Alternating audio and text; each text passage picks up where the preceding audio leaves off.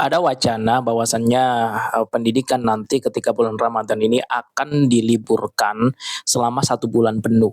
Dan sebagai pengamat sekaligus praktisi pendidikan, saya menganggap hal itu perlu dipertimbangkan lagi. Mengapa? Karena kebijakan itu ketika dilakukan, maka akan ada hal-hal negatif atau dampak-dampak negatif yang akan dirasakan oleh siswa.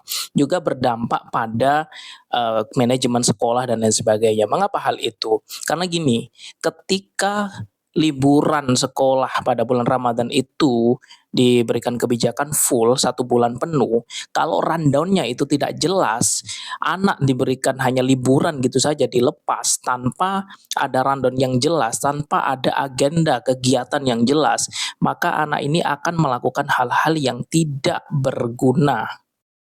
Terkecuali kalau memang keluarganya itu sudah memberikan habit atau kebiasaan atau pembiasaan di rumah itu melakukan hal-hal yang positif ketika liburan.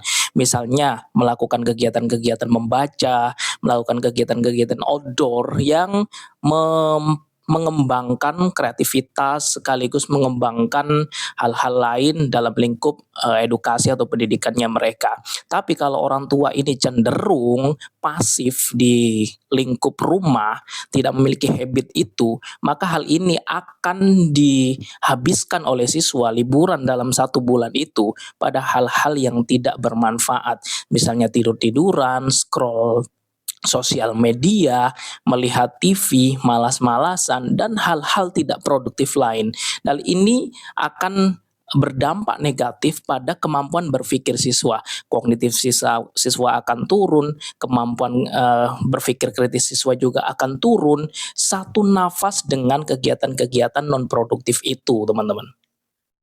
Nah, saran saya kalau memang kebijakan itu beneran akan dilaksanakan atau direalisasikan, maka pemerintah dalam hal ini adalah, Kemendikbud ya, harus memiliki rundown yang jelas. Misalnya dalam lingkup, dalam rangka pendidikan itu tadi, ketika liburan, ini sekolah mewajibkan memberikan rundown kegiatan selama liburan.